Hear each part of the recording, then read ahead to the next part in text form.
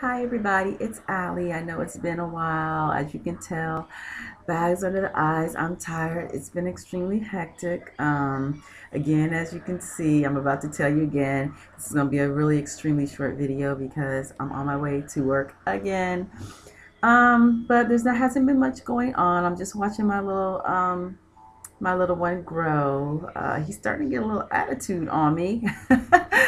um, but the one thing that that has been on my mind over the last few weeks is about the hardships that we as parents that have children with Down syndrome, the hardships that we have.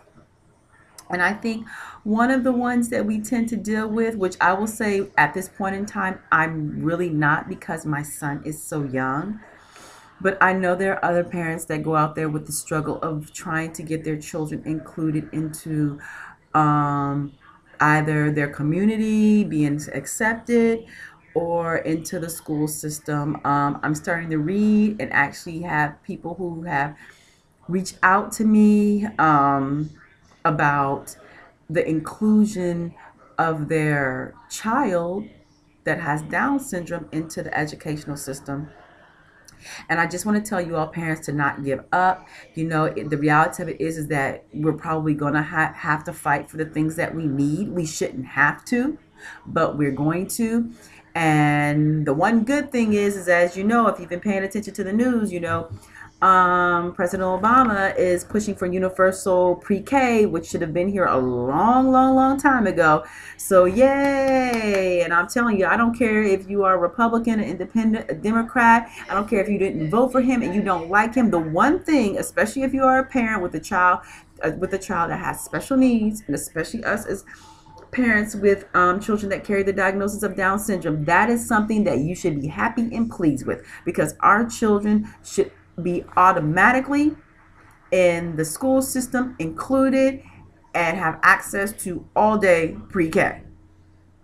It should not matter who you are that determines and dictates whether or not you get pre-K. Now that's the good thing. So this is something we should be yay happy about. The one thing I will say though is that initially I was like, extremely excited, but then reality hit. And I was thinking, oh my goodness, because even though universal pre-K is extremely good, which is we as a community are still going to have to watch our children, because unfortunately when they talk about universal pre-K, they're not really thinking in the back of their minds, or maybe not even in the front of their minds, about children with special needs. They're thinking about children who are impoverished, or no, excuse me, who live in some shape or some form of poverty. They're basically thinking about poor children.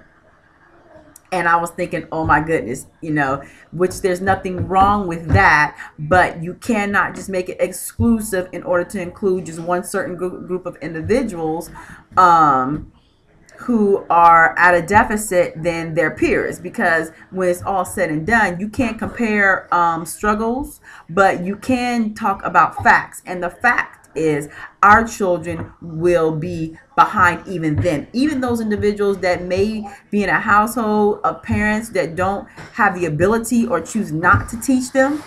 That's my son. I'm not sure, I'm trying to do some things with boxes and see, because I'm trying to, see, you can't see him. Can you see him? We can't see him. There he is. He's about to destroy. So that's the sound you're hearing, but excuse me. But back to what I was saying, was that even though our kids, that's not what I was saying. Even though our kids, even though those children are at a deficit, our children are at a deficit that is higher than theirs. And so therefore, as a community, we are going to have to get together on an individual basis, and as a community of parents that have, children that have certain needs, together to make sure that our kids don't fall behind the crack, that our kids aren't put on the sidelines. Because even though, yes, they are supposed to automatically be allowed into pre-K or have that available to them, the reality is some of us live in places where there is no pre-K. And now that it's about to come, first dibs is going to be focused on, I shouldn't say first dibs, but it's going to be focused on not only all of our typical children, but all of our typical children that unfortunately come from lower income households, and again, they're not going to be thinking about us.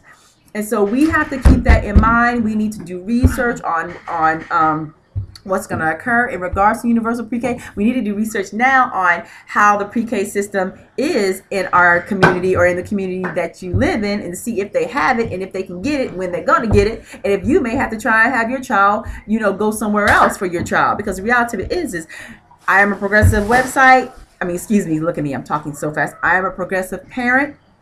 And so I am always going to push for the progressiveness of our children and where they're supposed to be at in the next 5-10 years versus that of tomorrow. And so I'm encouraging you, my parents, with DS children, to start looking into the educational system, with near you now, because I understand it is a struggle. It is going to be a struggle when they're in school, depending on their ability. Some of us are going to have it easy. Some of us are not. Some of us are going to struggle. There are going to be others that the struggle may only be, in bits and pieces, in spurts, versus that is an everyday struggle. And so I'm going to say, man, keep your head up. It's not easy. I know it's not easy. And I actually, one thing that I will say is that I know that my circumstances could be so much more worse. And I know that it could be, I just know that my circumstance is not even partially as bad as it is for some of our other counterparts. So all I can say is keep your head up. We're all going to be in this fight together. It is going to be a fight. I wish it was not. I'm hoping that I'm wrong. I don't think it is, because anytime there has to be some sort of positive change, usually there has to be some type of struggle. Sometimes, you have got to agitate, shake things up a little bit, for the progression or the involvement of your child. And so that's all I have to say today. Hopefully, maybe if I come back later on tonight and I'm feeling a little bit peppy, I may have something more inspiring or inspirational or more upbeat or uplifting to say. But just right now, I think it's the universal health care, for us to pay attention to that, to really pay attention to the educational system that is around us now in the communities that we are in, to prepare our kids for, to try and get them in. Because, some schools like in Orange County in Florida, and I will always go back to that, they are taking, children at 2.5 years old, and I think that's really cool. They're giving our kids a head start so they can be on an equal playing field with their peers. Look at this one. With their peers, about time they get into kindergarten. And so this is a good thing. This is my little pumpkin. All right. Say hi, Poppy. Say hi. Say hi. All right, ladies and gents. This is Yaaay 72 Talks. Please come back and visit me. I apologize for all the grammatical errors, and the distractions. I see you guys later. Take care. Comment, blog, subscribe, do whatever makes you feel, do whatever floats your boat. But hopefully, really, what's more important to me is the dialogue, and the support of us supporting each other. And of course, individuals who maybe don't have anybody in their family with DS who could still support, because anytime you help, it just strengthens the community, makes us stronger. All right, ladies and gents, I will see you guys later. Say bye-bye. Say bye-bye. Bye-bye.